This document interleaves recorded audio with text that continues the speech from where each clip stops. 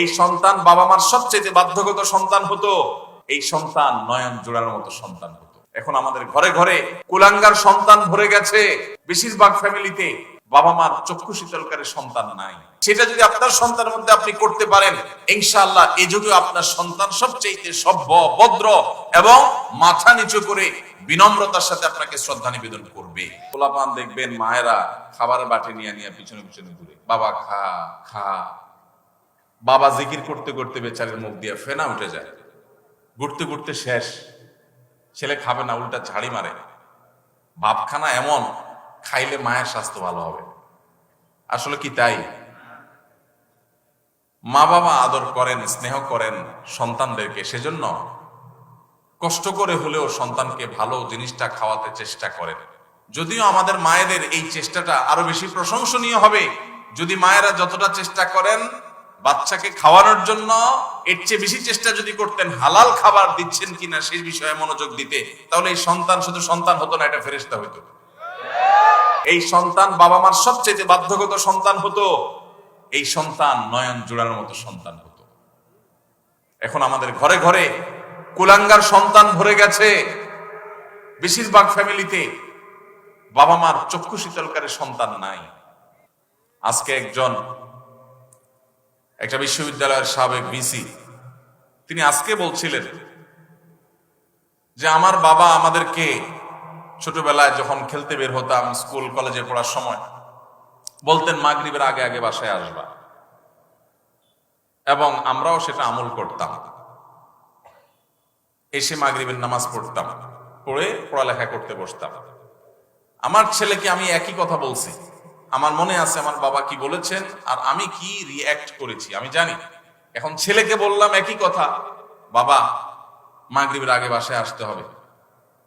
ছেলে আমাকে জবাবে বলছে, কেন বাবা, কেন মাগরিব পর আসতে হবে, ওয়াই?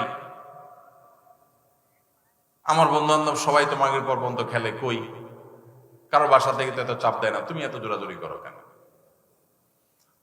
তো আমি তার কথা শুনে বললাম, আপনার বাবা, ওই ভদ্রলোককে বললাম, আপনার বাবা আপনাকে এত বেশি খাবার নিয়ে পিছনে পিছনে দৌড়াইতে পারে নাই, আপনি আপনার ছেলে পিছনে যতটা দৌড়াইছেন। উনি বলেন সঠিক। আমি বললাম, আপনার বাবা আপনাকে প্রতিবেলা এত মাছ গোশ খাওয়াইতে পারে নাই, আপনি আপনার ছেলেকে যত বেশি মাছ গোশ খাওয়াইতে পারছেন। আপনি একটা বিশ্ববিদ্যালয়ের ভাইস চ্যান্সেলর মানুষ, আপনি আপনার ফিনান্সিয়াল ক্যাপাসিটি খুব বেশি হওয়ার কারণে ছেলেকে শহরে রেখে যত তুলতুলে জীবন দিতে পেরেছেন, আপনার বাবা আপনাকে এতটা সুখ দিতে পারেন নাই। কিন্তু আপনার বাবার আপনি অনুগত সন্তান ছিলেন, বাবার চোখ জুড়িয়েছেন, নয়ন জুড়িয়েছেন, অন্তরকে শীতল করেছেন, আর আপনার সন্তানটা কিন্তু আপনার অন্তরকে শীতল করতে পারে নাই। প্রবলেমটা কোথায়? আমরা যারা আমাদের বয়সী যারা আছেন এখানে, বা আরো যারা সিনিয়র মুরব্বীরা আছেন এখানে 45, 50 বা আরো উপরে, আমাদের অনেকের বাবা মা 3 বেলা ভালো করে খাবার দেওয়া আমাদের জন্য, আমাদেরকে তাদের জন্য কষ্টকর ছিল। কিন্তু এরপরেও আমরা বাবা মার প্রতি এতটা অনুগত, বাবা মাকে আমরা অনেক ফিল করি, অনেক মিস করি। বেঁচে থাকলেও ফিল করি, আর মরে গেলে আরো বেশি মিস করি, ফিল করি। কিন্তু এখনকার যে আমাদের সন্তানরা, এই সন্তানরা আমাদের বাবা মা আমাদের জন্য যতটা করতে পেরেছেন, এদের জন্য আমরা 3 গুণ করার পরও তারা আমাদের বাবা মার প্রতি আমরা যতটা অনুগত, আজকালের সন্তানরা আমাদের প্রতি ততটা অনুগত না। কারণটা কি? ভাইরা আমার, সবই তো দিয়েছি, সবই দিয়েছি। আমার বাবা মা যা দিতে পেরেছে আমি তার চেয়ে বেশি দিয়েছি। তাহলে কৃতজ্ঞতা আদায় করতে গিয়েও তো অন্তত আমি আমার বাবার মধ্যে যতটা অনুগত, সন্তান আরো বেশি অনুগত হওয়ার কথা ছিল, কিন্তু হচ্ছে না। এর কারণ কি? এর কারণ বিশ্লেষণ করা অনেক লম্বা আলোচনার ব্যাপার। একক কোনো কারণ এখানে বলা কঠিন, অনেকগুলো কারণ রয়েছে।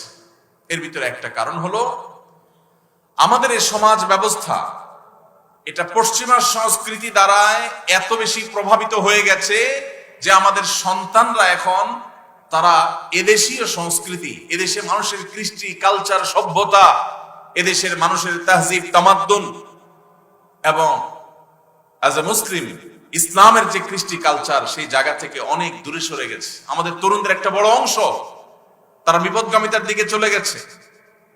এর কারণ যেমন পশ্চিমা সংস্কৃতির আগ্রাসন আছে, নাটক সিনেমার নামে, বিনোদনের নামে যেগুলো দেখছেন সারাক্ষণ আপনার ভেতরের জগৎকে পরিবর্তন করে দিচ্ছে, সেগুলো আপনার ঈমান, আমল, চিন্তাধারা সবকিছুকে প্রভাবিত করে নিজের অজান্তে চেঞ্জ করে দিচ্ছে। আপনি মুসলমান থাকছেন নামে আর খোলসে, ভেতর থেকে আপনাকে পরিবর্তন করছে, আপনি টেরও পাচ্ছেন না।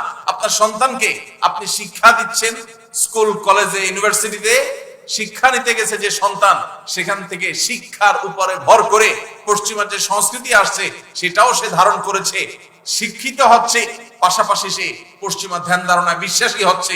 এর ফলশ্রুতিতে ইসলামের যে ট্র্যাক, ইসলামের যে সুমহান শিক্ষা, সেই শিক্ষা থেকে বঞ্চিত হয়ে ধ্বংস হয়ে যাচ্ছে। এর অনেক কারণের ভিতরে একটা কারণ হলো সন্তানকে আপনি সেইভাবে হালাল খাবার খাওয়াতে পারতেছেন না আপনার বাবা মা যেটা আপনাকে খাওয়াতে পেরেছে। আপনার বাবা মা অনেক কষ্ট করে অল্প খাওয়াইছেন, কিন্তু হালাল খাওয়াইছেন, তার বরকত ছেলের মধ্যে আপনি পাইছেন। আপনি আপনার ছেলে মেয়েকে যা খাওয়াচ্ছেন বুকে হাত দিয়ে বলতে পারবেন না যে টনটন করে বাজবে, এতটা হালাল এবং পিওর যেটা আপনার বাবার সম্পদের মধ্যে ছিল। সেটা যদি আপনার সন্তানের মধ্যে আপনি করতে পারেন, ইনশাআল্লাহ এই যুগে আপনার সন্তান সবচেয়ে সভ্য, ভদ্র এবং মাথা নিচু করে বিনম্রতার সাথে আপনাকে শ্রদ্ধা নিবেদন করবে। এই জন্য সন্তান খাইলো কি খাইলো না এটার জন্য যতটা মরিয়া মায়েরা, এর চেয়ে বেশি মরিয়া হবেন সন্তানের পেটে হালাল ঢুকছে নাকি হারাম ঢুকছে বিষয়টা নিয়ে। আল্লাহ আমাদেরকে সেই